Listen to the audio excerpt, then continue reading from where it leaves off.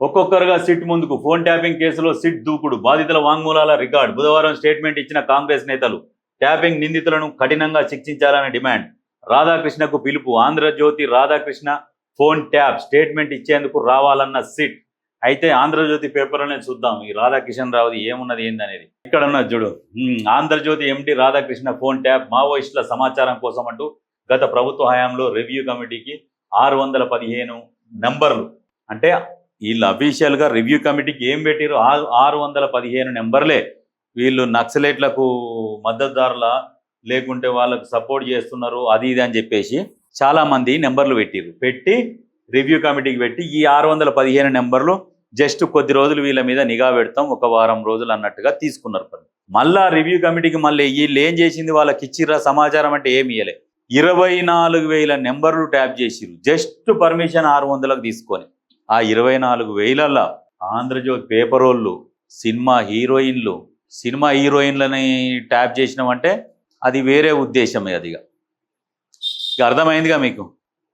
ఇక అది అంతే. ఇక సినిమా హీరోలదంటే వాళ్ళు సంపాదించుకున్న పైసలని బెదిరించి బ్లాక్మెయిల్ చేసి వాళ్ళ దగ్గర వసూలు చేసుకున్నాం. వాళ్ళు నీతో మాట్లాడతారు. అసలు వాళ్ళు నిన్నైతే ఎప్పుడు లోపలేస్తారా అని చూస్తారు సినిమా ఇండస్ట్రీ. ఈ కేటీఆర్ అనేటోడు మళ్ళా వస్తే ఫిలిం ఇండస్ట్రీ సర్వనాశనం అవుతుంది, తరలిపోదామన్న ఆలోచనలు ఉన్నారట అప్పుడు. కానీ చెప్పుకోలేకపోయారు. ఎవ్వరు వస్తే కొత్త వాళ్ళు సరుకు వస్తే సరుకు కావాలి, ఏది ఉంటే అవి ఆ రకంగా వాళ్ళని కూడా ఇబ్బంది పెట్టి బిల్డర్లని. లాస్ట్కు నువ్వే రియల్ ఎస్టేట్ అవతారం అవుతుంది, పెద్ద రియాల్టర్ అయిపోతుంది. మామూలు రియాల్టరా? మొత్తం తెలంగాణ రియల్ ఎస్టేట్ మొత్తం చేతిలోకి తెచ్చుకున్నావు. వాళ్ళ ఫోన్లు వీళ్ళ ఫోన్లు ట్యాప్ చేసి ఇండ్ల అని. ఇప్పుడు రియల్ ఎస్టేట్ పడిపోయిందని కథలు పడుతున్నావు.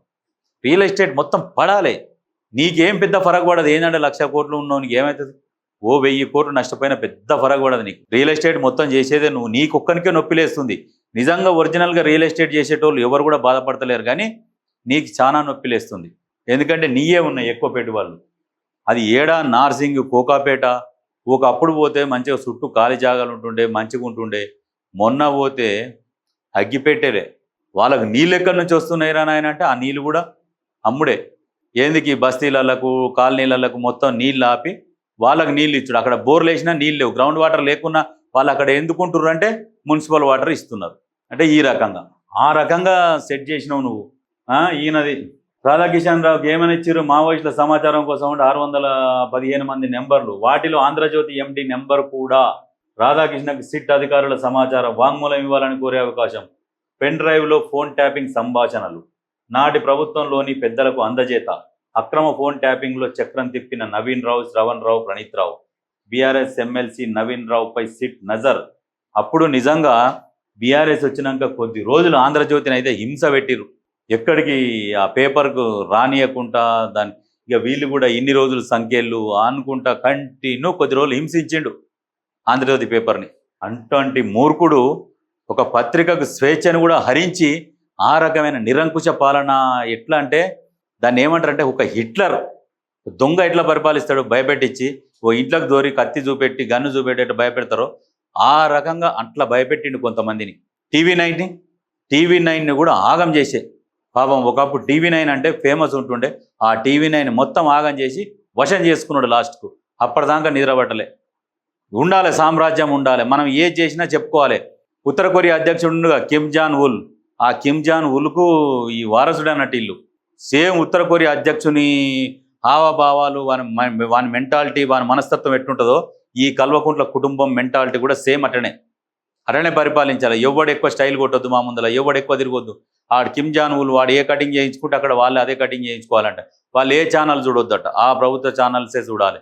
ఇంటర్నెట్ ఎవడు వాడొద్దు. అట్లాంటి రూల్స్ ఇంకొకసారి గెలిచింటే ఏ ఛానల్ చూడొద్దు, ఓన్లీ తెలంగాణ నమస్తే తెలంగాణ పత్రిక చదవాలి, టీ న్యూస్ ఒక్కటే చూడాలి, వేరే ఛానల్ ఏ చూడొద్దు అని చెప్పు.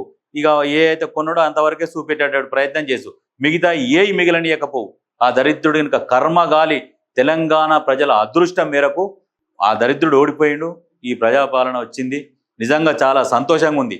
కారం వేసుకొని తింటున్నామో, ఉప్పు వేసుకొని తింటున్నామో కానీ ప్రశాంతంగా ఉంటున్నది, చాలా ప్రశాంతంగా ఉంటున్నది. ఏ ఒక్క రంది లేదు, ఏ టెన్షన్ లేదు. ఎప్పుడు వచ్చి ఏ పెంచుతాడో, పెంచకుంటే వచ్చి ఇంటి మీదకి వచ్చి జప్తులు చేసి కట్టించుకొని పోతారో అన్న టెన్షన్ ఉంటుండే. ఇప్పుడు అలాంటి టెన్షన్ లేక తిన్న బుక్కెడు పువ్వు అన్న రేషన్ బియ్యం సన్న బియ్యం తెచ్చుకొని ఇంత కారం వేసుకొని తినిపోయినా కానీ ప్రశాంతంగా నిద్రపడుతుంది. నిజంగా వాస్తవానికి కాంగ్రెస్ ప్రభుత్వంలో అందరూ బతుకుతారంటారు.